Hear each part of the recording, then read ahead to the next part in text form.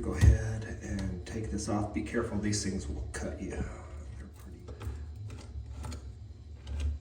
And this is not very common. I think this is a pretty new universal kit that's on here. I'm gonna see if that water has backed up. There is water all the way up to that point, so that is possible. Go ahead and put the faucet in first. So that should come down there. And now, I just wanna see if that's leaking anywhere there. I don't think so. We might have just had a leak over here. All right, on this one, we gotta take this part off here, so that unscrews. Some of these are different. This gasket will come down, and we should be able to just pull that out the top. So we can squeeze here, should be able to, and then pull that off. So that piece comes off. And then we should be able to just take this one out of the top. That was what controlled the sink. And we're gonna turn the water off here. I may have to replace this one because I have a hose, but it wouldn't thread down on this. All right, let's see if we've got that off. All right, water is off. We're gonna have a few drips come through. This direction here, thread that off on that other side too. Just doing this on the other side. There we go. All right, so we got that one. And we'll do the same thing on the other side that you can't see. All right, so I'm gonna pull that out. And I am really tempted to go ahead and replace that multi-turn angle valve on the back, because that would allow me to use my newer connection. So this is a 3/8 of an inch, 1/2 inch. This one's 16 inches long. It's longer than the one I had on it, so it should be fine. All right, these are exactly the same size. I know it's hard to see because of that Teflon, but this one goes deeper, presses in there deeper, and it won't allow that to thread on and press that piece down. That's a 1/2 to 3/8 compatible. Meter at your house.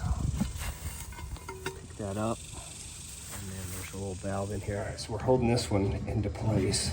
You'll have to bleed that line off. It'll still have water in it. All right, so now we can kind of look at the situation it's in there. And once we tighten that down, it'll press it back on that fitting. So this is like Teflon tape. It's to make a good seal around your threads. I'm gonna go ahead and put that on there. There we go. Pretty much force on that. There we go. That looks pretty good there. This one may be a little different on how it attaches, but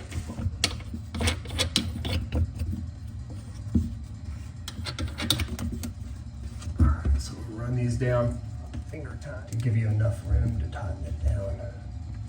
All right, good. Ooh, don't want to get your fingers there. Plastic. That might tighten too. It's on here. I'm gonna wipe up some of that in the sink so I can see if anything's leaking. So this one's a little different than the one before. Instead of this attachment coming out and it fitting down the sink, this one unthreads at the top. This comes out, and this goes in the bottom. Find you an edge and then peel that film off. Go down in the sink. This is gonna thread up a fair amount around that. I can clean it away because I want it to press out evenly. That's probably too much, but you get the idea. This is going to go in the sink and then we'll thread into that. So I did not place it in the threads. I placed it along the part that's going to touch the sink. Some of this, we'll put some solvent on that to clean it up and get it off the sink here in just a minute. That's another reason. Some of that is plumber's putty. And you can see the coloration of it, and while we're not using plumber's putty. So we're gonna place that down in there. And when that presses down, you notice how it's kind of oozing out the side. As we tighten this down, that'll do that even more. We're gonna run this up through those threads. Now notice I did not put any of that silicone on these threads. This is gonna run up in there until it tightens down. This part right here needs to be facing that direction. And this is gonna be facing over here, but I'm just doing it so you can kind of see what I'm talking about. Wherever you place it at to get it level, we'll slide down and lock that into place. And that's gonna attach to this. That's gonna slide down in there and pinch in and allow you to open the valve in the sink. So let's take the cap off.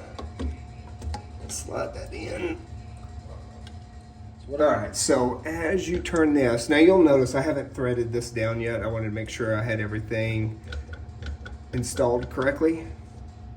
So that snaps in and you can snap it out. But you'll notice here as I go up and down, that makes that valve in the sink go up and down. Okay, so now we're gonna slide this right down through there. And then we'll find. You may have to adjust where it's going to be at so it doesn't run into the wall. And that'll go on here, and that should snap in. Up in there, and it's pulling down, and that should press out some of that sealant that we put up there at the top. I want it tight though. I don't want any leaks. There we go. Let me look up here. Yeah. So that's going to give us enough range of motion there, and then we'll thread thing on here, and we're going to thread, just making sure. So now we're going to slide this up as far. All right, we got that one on really tight. I'm going to drain this out. Lock this down. I'm just looking for any kind of leaks,